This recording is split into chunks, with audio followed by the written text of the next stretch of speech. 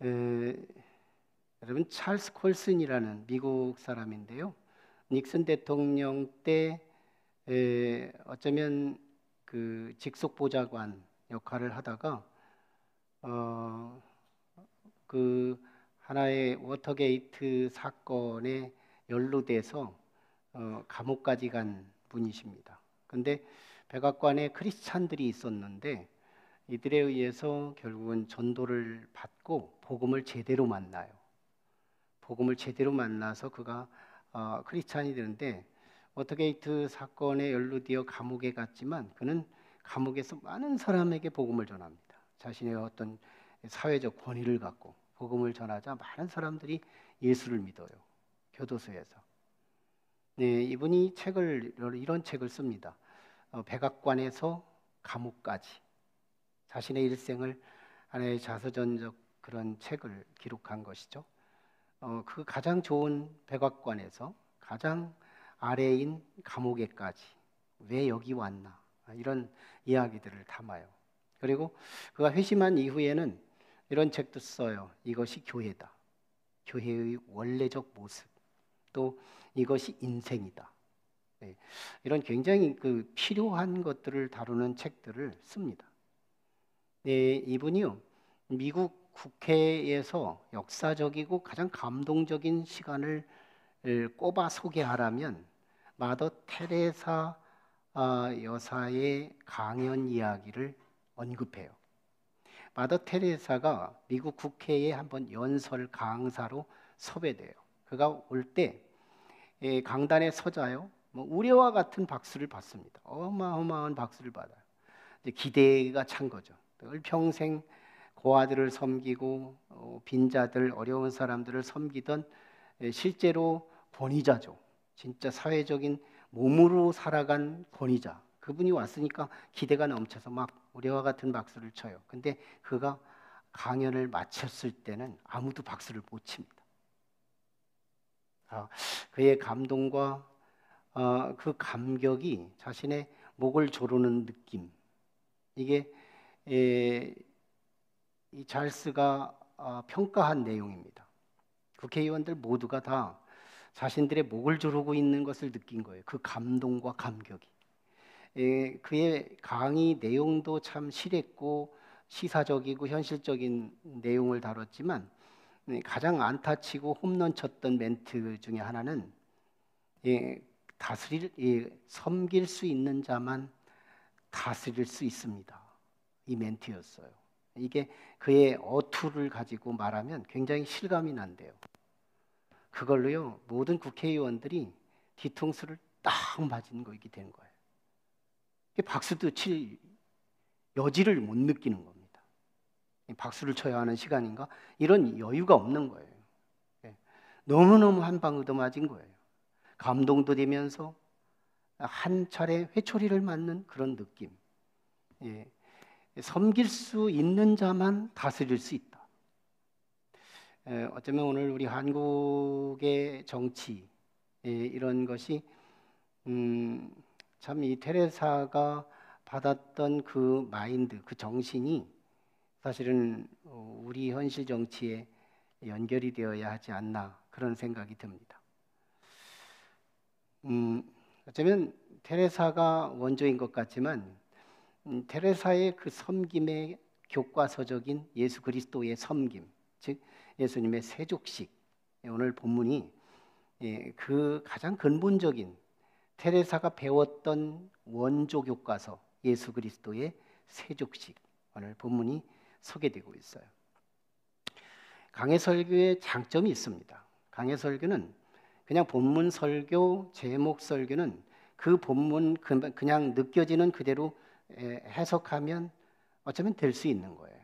그런데 강해 설교는 그 문맥이 주어지는 맥의 메시지와 그 본문이 주는 메시지가 아귀가 맞아야 돼요. 그래서 이 강해 설교는 굉장히 건강한 설교 형태가 됩니다. 왜냐하면 이 굴절되지가 않아요. 그 말씀을 본문만 딱 잡아서 보면 엉뚱한 말도 할 수 있거든요. 근데 맥을 가지고 보면 그 맥에서 본 메시지, 저자의 의도와 하나님의 그 마음의 의도가 일치되는 점을 느끼게 하는 거예요. 여기서 우리는 요한복음의 개론을 한번 간략하게 점검하고 넘어가야 할 텐데요. 지난주까지 우리는 요한복음 1장에서 12장까지 다뤘어요. 이거를 요한복음 전반부라고 합니다. 전반부. 이걸 표적의 책이다 이렇게 별명을 하기도 해요. 표적을 그때 7가지 표적이 거기서 다 나타난 거예요.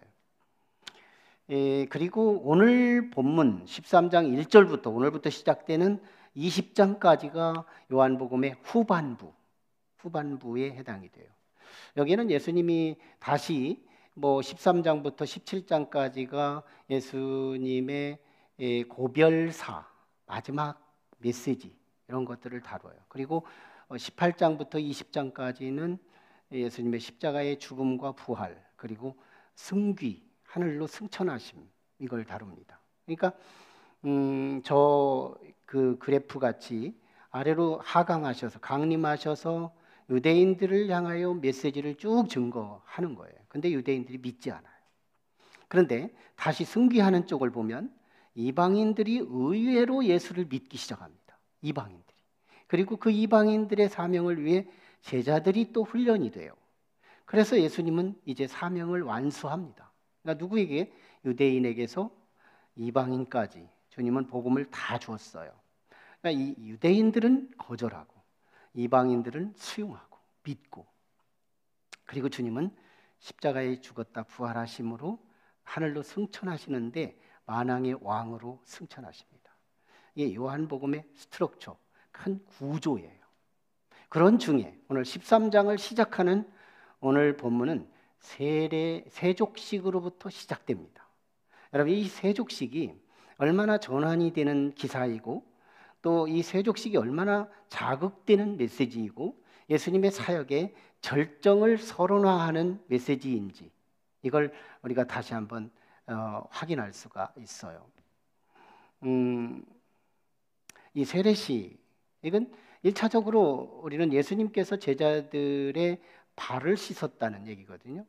마지막 성만찬을, 최후의 만찬을 하시고 그리고 아마 식사를 마쳤는지 하시다 말고 하시는지 모르지만 수건을 두르시고 세숫대에다 물을 떠서 허리를 구부리고 그리고 물을 떠서 제자들의 발을 하나하나 씻고 수건으로 닦아주고 그리고 말씀하시는 그런 내용, 이걸 우리가 쉽게 말해서 세족식이다, 발을 닦아주었다. 이 말씀을 통해서 우리는 이 세족식에서 예수님의 사랑을 볼 수가 있는 거예요. 네, 오늘 1절이 벌써 요절이 되면서 아래의 모든 본문을 해석해주는 키워드가 됩니다. 1절에는 예수께서 자기 사람들을 사랑하시되 끝까지 사랑하셨다 이렇게 말씀하거든요. 그리고 세족식을 다루거든요. 그러니까 이 사랑하시되 끝까지 사랑했다라고 하는 이 사랑이라는 개념이 이 세족식을 해석하라고 가르쳐주고 있는 거예요. 세족식은 예수님의 사랑의 극치다, 최고의 사랑인 거예요. 두 가지 증거. 아마 예수님이 이제 자신의 죽음을 인지하시거든요. 오늘 1절 상반절에 보면 내가 죽을 날이 가까이 옴을 알고 그리고 세족식을 하는 건데, 그러니까 죽기 직전까지 제자들을 사랑했다라고 하는 이 사랑의 정점, 이게 세족식인 거예요. 사랑의 정점. 그러니까 죽을 때까지 변하지 않고 사랑한 분, 이분이 예수님이죠. 사람들은 사랑하다가 변해요. 조건이 바뀌고 상황이 바뀌고 사람이 바뀌면 사랑하던 방향이 바뀌어요. 이렇게. 근데 우리 주님은 한번 딱 정한다면, 믿음에 문제만 없다면 우리 주님은 끝까지 우리를 책임지고 사랑하시는 분. 이게 1절인 거예요. 이건 선포예요. 이건 잣대예요. 이건 해석의 기준이에요. 자, 그러면서 이 세족식을 통해 주님의 사랑이라고 하는 증거 두 가지. 첫째는 구원의 증거입니다. 많은 사람들이 이 세족식에서 사람들의 겸손을 읽어내고 그리고 섬김을 읽어내요. 그리고 끝나요.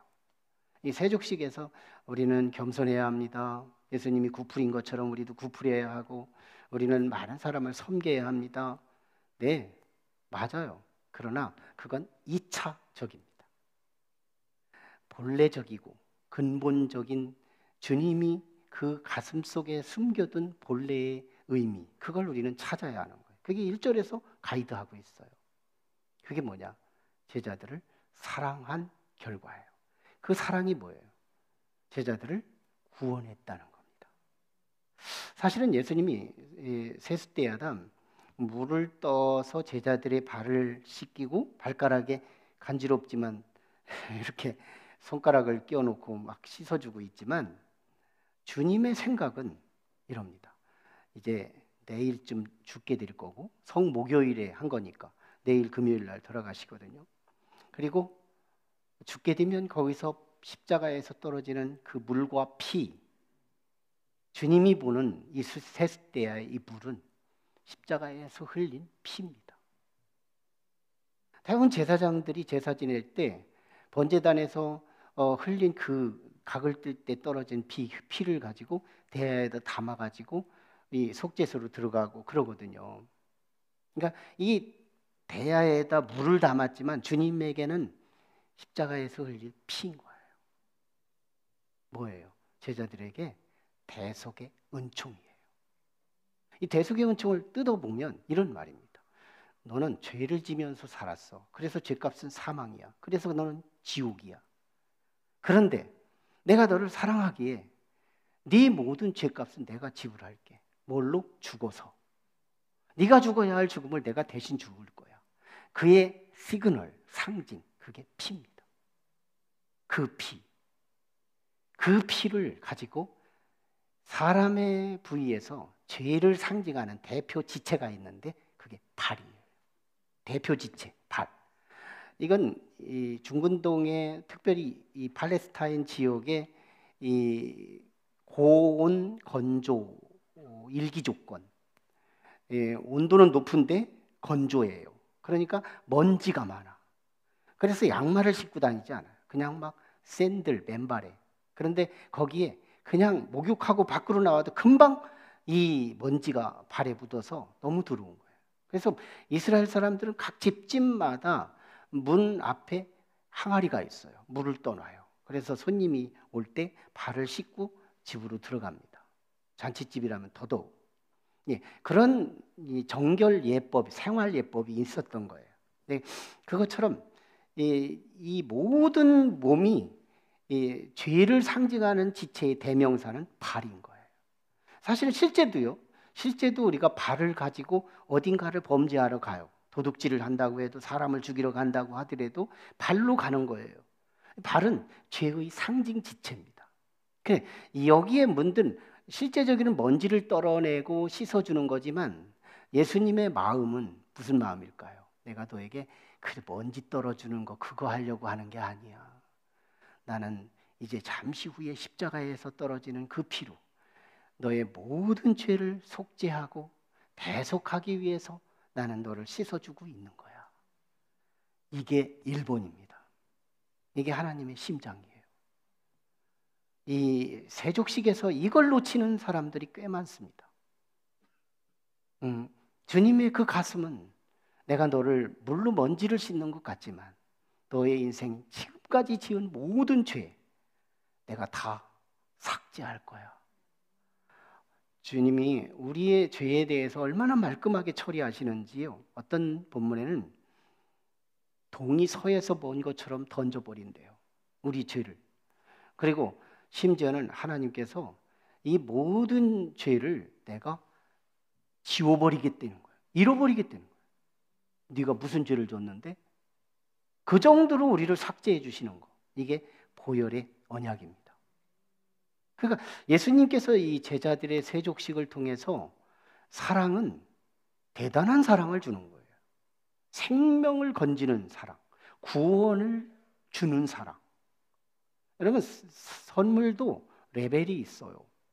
누군가가 보따리 선물을 내게 줬다면 그건 사랑 맞습니다. 그건 맞죠. 사랑하기 때문에 준 거예요. 선물이죠. 그러나 이 사랑은 시간 지나면 없어지는 사랑이에요. 그리고 이 망각해요. 한시적이고 부분적인 사랑이에요. 근데 나를 낳아준, 생명을 선물로 준 부모는 그 보따리 선물하고는 비교할 수 없는 거예요. 선물도 레벨이 있어요. 예수님께서 제자들에게 그냥 발만 닦아줬느냐? 그게 아닌 거예요. 너의 인생의 모든 여독, 죄의 독, 그 모든 걸 내가 직접 죽어서 해결해 주겠다. 너의 존재를 구원하겠다. 너는 영원한 지옥의 운명이지만 너는 영원한 천국 백성으로 바꾸겠고, 너는 마귀의 자식이었지만 너는 하나님 아버지의 자식으로 내가 극상 올려놓겠다. 이 사랑을 입는 거예요. 이걸 베드로가 못 알아들어요. 그래서 예수님이 이걸 씻어주려고 하니까 아닙니다. 제가 씻어야지 어떻게 주님이 내 발을 씻어요? 민망해서 견딜 수 없어요. 이런 식이죠. 그러자 우리 주님이 상관론으로 이 베드로의 마음을 수정해줘요. 내가 너를 안 씻으면 너하고 나하고 상관없어.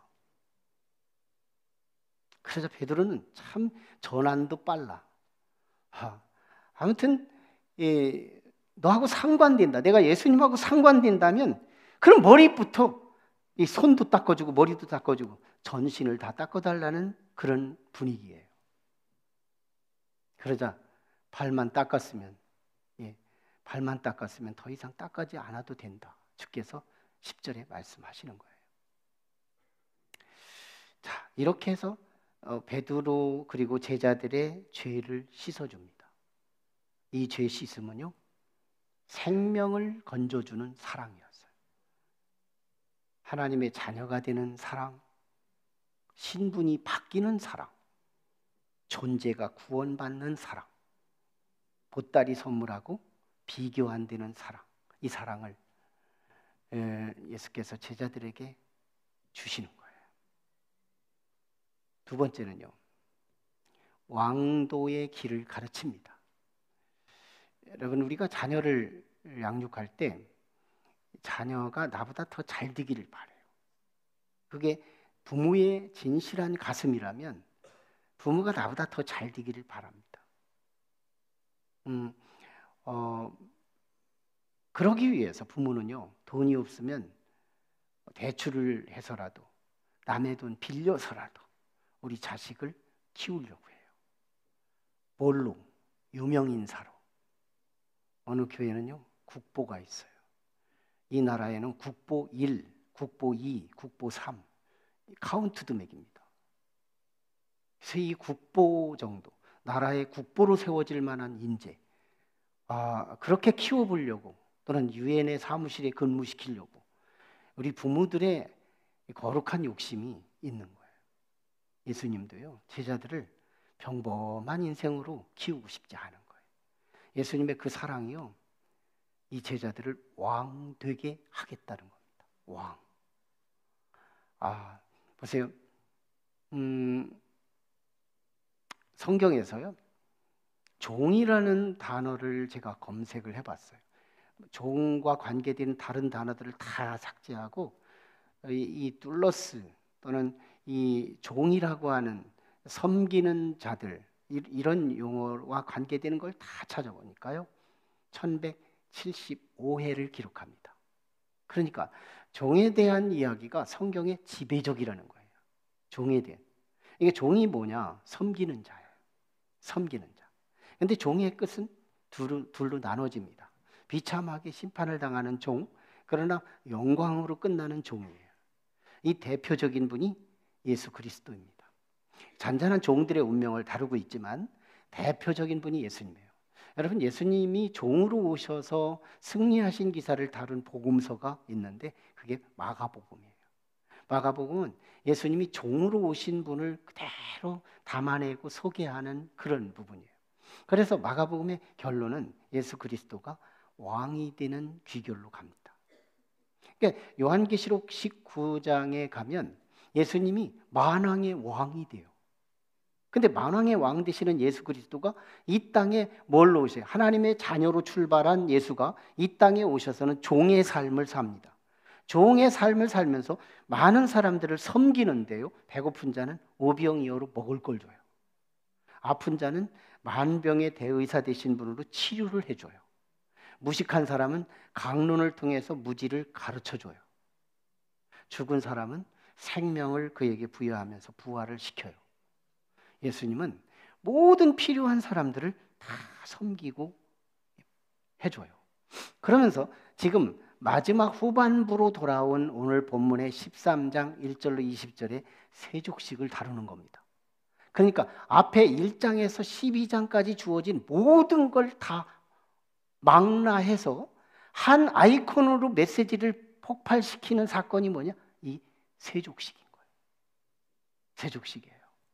세족식에서 예수님이 제자들을 막 섬기면서 주님이 하시는 말씀이 뭐냐면, 내가 주와 선생으로서 너희를 섬긴 것처럼 너희도 세상의 사람들을 이렇게 섬겨라, 이렇게 말합니다.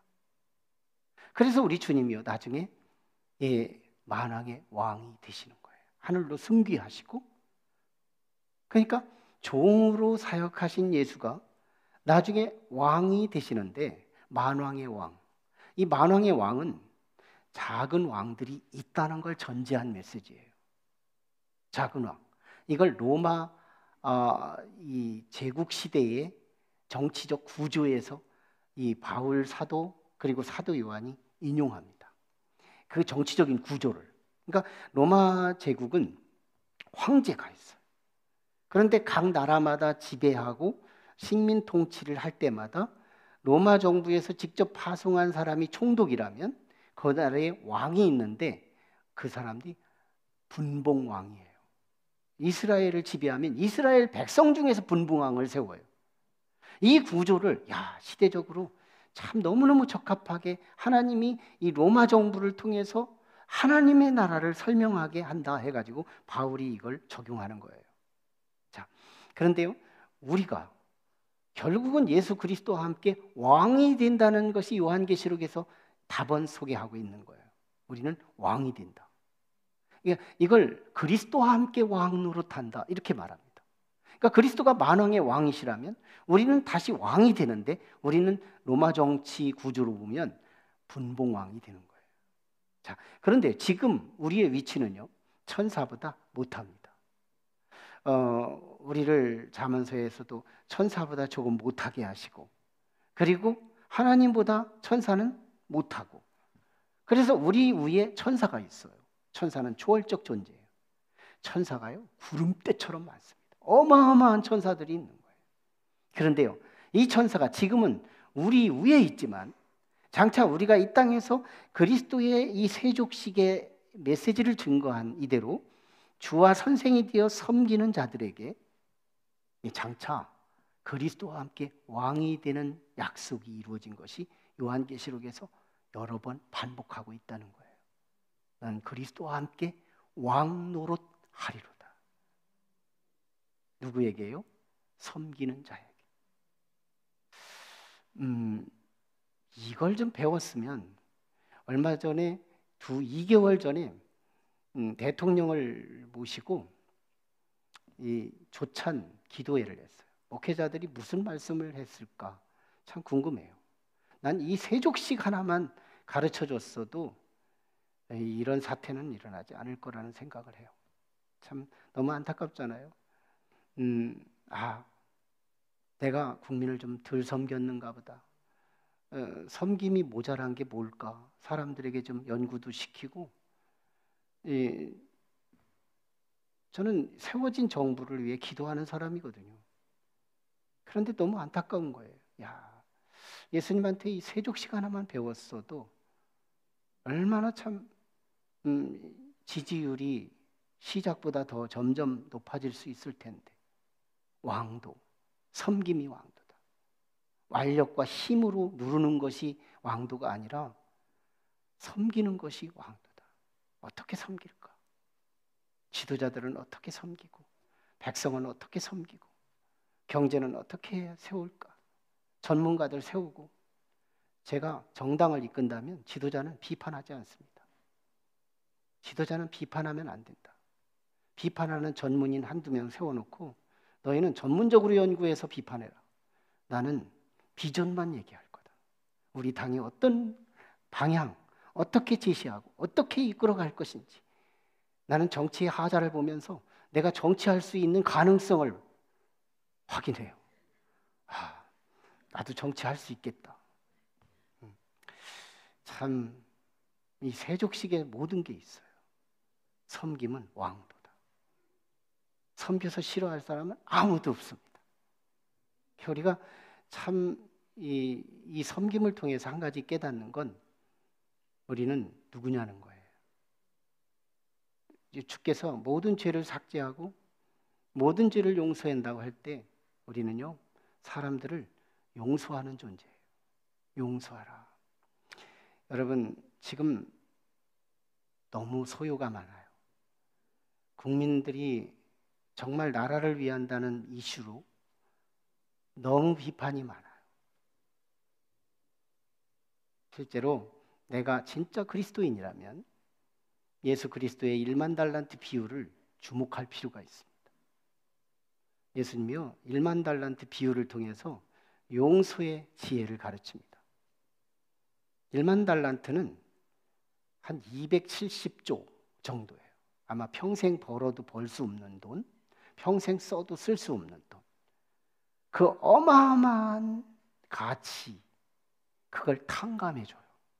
그런데 그가 100데나리온 빚진 자를 감옥에 가둬요. 그래서 다시 주인은 진노해서 그 270조 되는 1만 달란트 빚을 다시 물게 해요. 여기서 엄청난 지혜예요. 그리스도인은 누구냐? 나는 용서하는 사람이에요. 나는 용서하는 사람이에요. 그래서 이런 시대에 실제는 나를 위해서 선택할 것이 있습니다. 내 영혼을 위해서. 내가 진짜 그리스도인이고 내가 참된 하나님의 백성이라면 우리는 용서해요. 용서. 이 세족식에서 용서를 못 본다면 세족식을 우리는 물 닦는 것밖에 안 돼요. 발가락에 먼지만 떨고 마는 것밖에 안 돼요. 용서하라. 한 숲에서 토끼가 낮잠을 자는데 솔방울이 떨어진 거예요. 너무너무 아파요. 그래서 가만히 있을 수 없어 뺑뺑 돌았습니다. 뒤에 여우가 따라옵니다. 토끼야, 왜 뛰니? 하면서 쫓아오면서 뛰는 거예요. 그러자 나중에 다른 맹수가 또 따라와요. 야, 여우야, 왜 달리니? 쫓아오면서. 그러자 나중에 사자가 그 맹수를 뒤쫓아오면서 너 왜 뛰니? 하고 물으니까 다 모른다 그래요. 그래서 제일 앞에 있는 토끼를 딱 잡아가지고 사자가 왜 뛰니? 그랬더니 낮잠 자는데요, 솔방울이 떨어진 거예요. 그러자 사자가 이 토끼를 책망합니다. 야, 이놈아, 그냥 가만히 있지. 왜 돌아다녀서 이 숲속을 혼란스럽게 하느냐고. 여러분, 진짜 나라를 위한다면 조금은 이제 용서가 안 되면 침묵이라도 할 필요가 있어요. 역사는 지켜볼 필요가 있습니다. 내가 안 해도 할 사람은 다 합니다. 내가 안 해도 할 사명자들이 따로 있어요. 그리스도인들은 그 사명이 아닙니다. 그리고 내가 용서할 때 하나님은 나를 그만큼 용서하십니다. 나를 위해서 순종하라는 거예요. 각각 자기를 위해서 용서하라는 거예요. 용서가 안 되면 침묵이라도 하도 죄는 모양이라도 죄지만 의는 모양이라도 의일 수 있다는 거예요. 우리는 침묵이 필요한 시대예요. 세족식에서 주시는 메시지입니다. 여러분, 오늘 우리는요, 이 세족식은 바로 예수 그리스도의 십자가에서 그 알맹이가 다 폭로되는 거예요. 세족식에서 십자가의 순환을 못 본다면 세족식은 껍데기만 보고 마는 거예요. 세족식은 요한복음 1장에서 12장을 결론 짓고 그리고 십자가에서 그 섬김의 최절정을 이루는데 이 세족식에서 그걸 다 아주 압축 파일로 우리에게 소개해 주는 거예요. 여러분, 그래서 우리 주님이요, 그 믿음 한 가지만으로 제자들에게 주시는 두 가지 선물이 있는데, 첫째가 구원이에요. 영멸할 자가 영원토록 구원받는 신분, 하나님의 자녀가 되는 거예요. 믿음이 성하다면, 믿음이 정상이라면 우리는 영원히 사는 하나님의 백성이에요. 결론이 좋아요. 여러분, 우리는 미래가 있는 거예요. 잠시 동안 시련이 있을지 모르지만 우리의 결론은 구원이에요. 하나님의 자녀가 되는 구원. 그 정도로 사랑받는 자예요. 사랑받는 자. 내가 지은 모든 죄를 삭제해 주시는 하나님의 은총이 세죽식에서 폭로하고 있는 거예요. 또 하나는 이 세상에서는 종으로 살아야 하는 거예요. 그래서 저도요, 내년도 이번 당회 때 한 가지 역삼각형 섬김 시스템을 2025년 한 해만 시험 삼아서 하려고 합니다.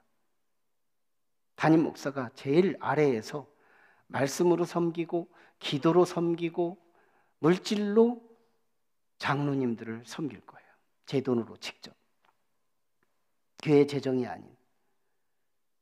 네, 얼마나 섬김을 받을런지는 모르지만 저는 그런 태도로 한 해 말씀에 순종을 하고자 합니다. 대신에 권사님들은 집사님들을 섬길 수 있는 역삼각형을 해봅니다. 위에서 아래로 짓누르는 것이 아니라 위에서 아래로 섬기는 시스템. 그래서 권사님들은 집사님을, 집사님들은 성도들을, 그리고 성도들은 새가족을 계속 섬겨서 1년 동안 최소한 처음이니까 50은 되지 않을까? 만약에 50이 된다면 50%가 섬김에 성공이 된다면 전 우리 교회는 역삼각형 교회로, 섬기는 교회로, 군림하는 교회가 아니라 지체 높은 사람들이 이 아래의 사람들을 보듬고 섬기는 교회로 체질을 바꾸고 싶어요. 말씀 그대로 세상의 문화가 교회 안에 들어와서 교회도 여전히 윗사람을 아랫사람이 섬기는 제도가 아니라 오히려 윗사람들이 아래를 섬기는 그런 교회로 순종하고 싶어요. 저는 이 섬김의 메시지는 내 신분의 변화, 장차 우리가 천사들을 위해서 왕 노릇할 수 있는 이 비전, 이 두 가지가 약속된 여기로 우리는 가는 거예요. 정말 주님을 기쁘시게 해드리고 싶어요. 저는 주님을 기쁘시게 한 이후에 낙심된 때가 별로 없었던 것 같아요. 여러분, 주님을 한번 기쁘시게 하는 욕구를 한번 발현해 볼 필요가 있습니다. 주님을 한번 기쁘게 한번 해보자. 나는 섬기기 위한 종이다. 그래서 교회에서 종은 장차 왕이 되는 호칭이에요. 은익이에요. 숨은 이름이에요. 종. 그래서 하나님의 종, 사역자들을 하나님의 종으로, 이 영광스러운 종으로, 성도들을 제가 가장 극찬할 때 하나님의 종으로 축복하고 싶어요. 확실하게 종이 되라. 당신의 미래는 영광이 가득할 것이다. 기도하겠습니다. 우리 같이 기도하시죠.